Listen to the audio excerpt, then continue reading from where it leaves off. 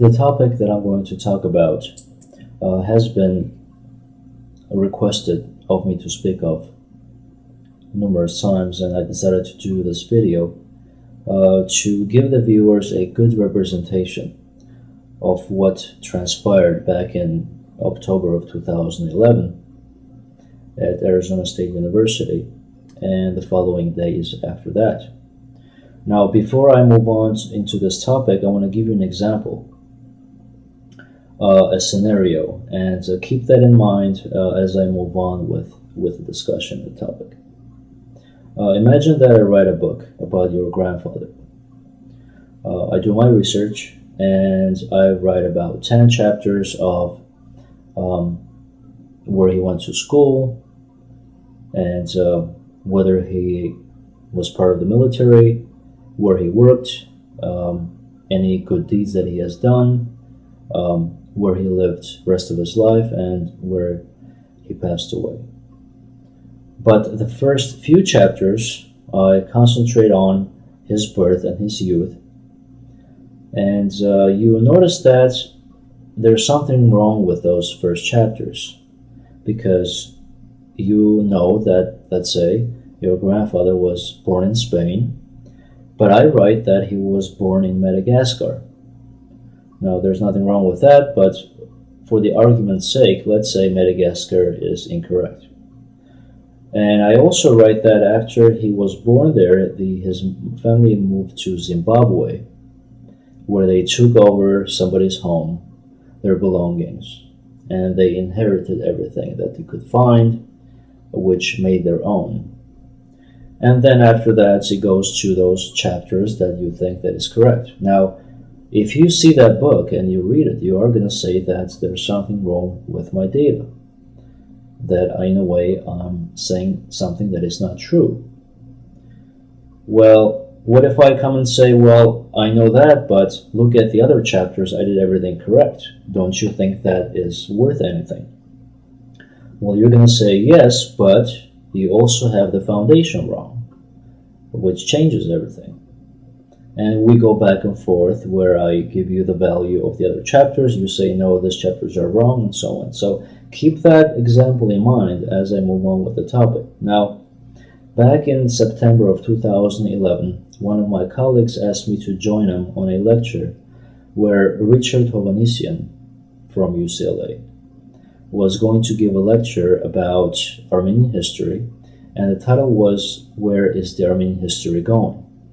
Now, for me, it was kind of odd that a person who has done extensive research on the Armenian genocide is going to talk about the Armenian history overall and its thousands of years of history.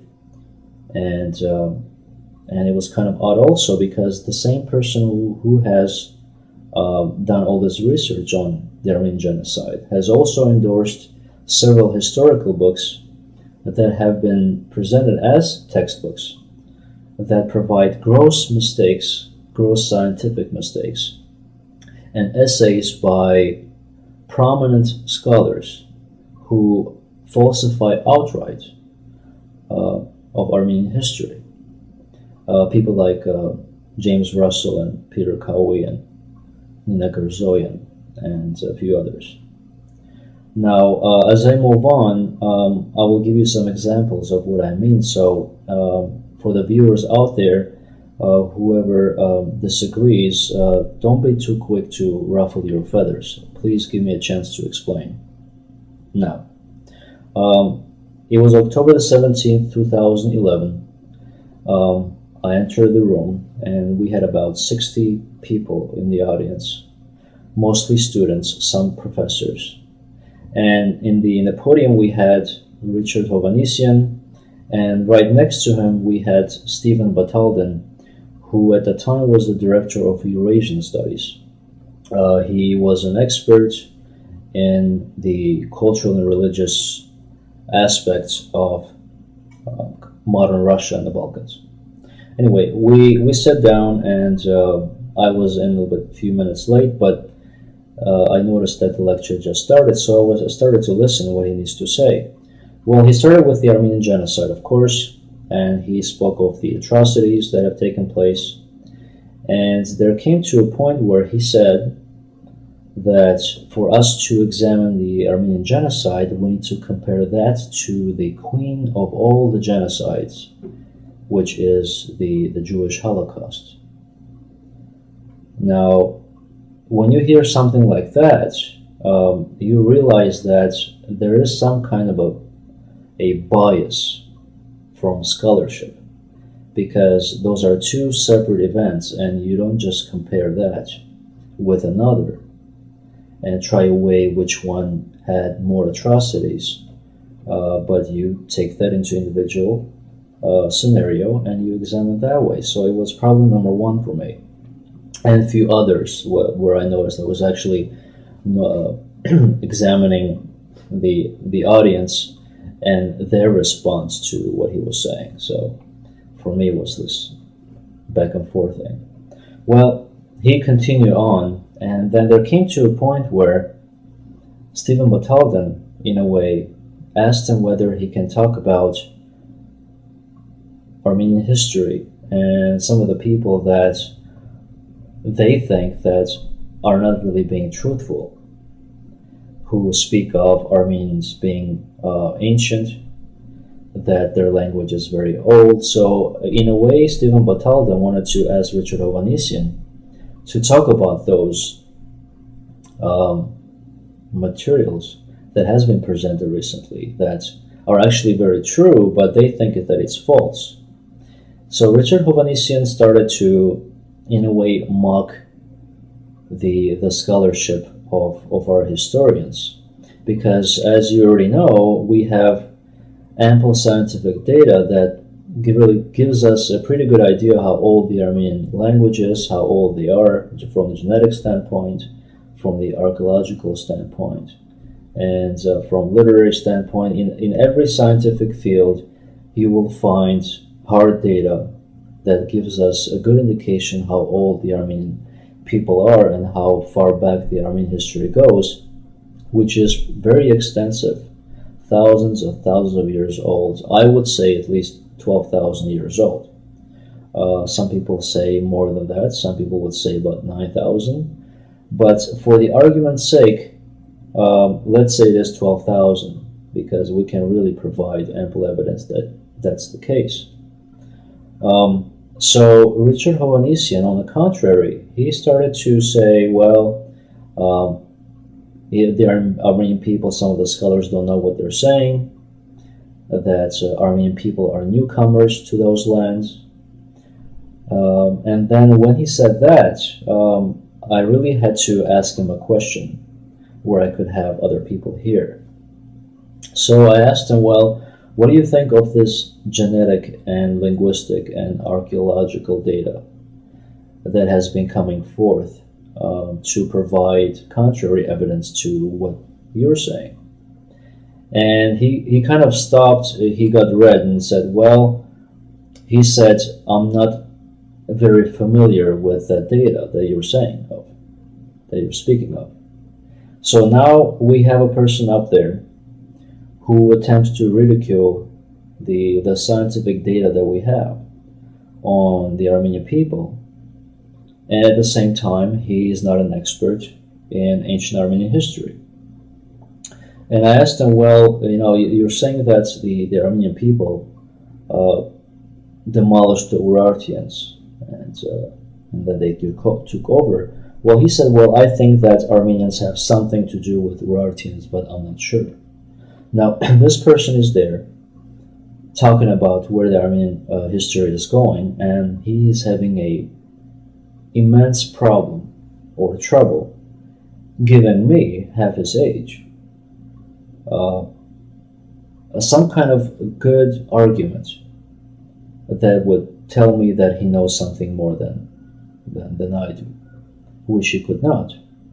And I pushed this further. I said, well, you already know that there are 2 books out there have been endorsed by you, that you have allowed and you also have endorsed James Russell, Peter Coway, Nina Garzoyan to speak of things that are contrary to what we know.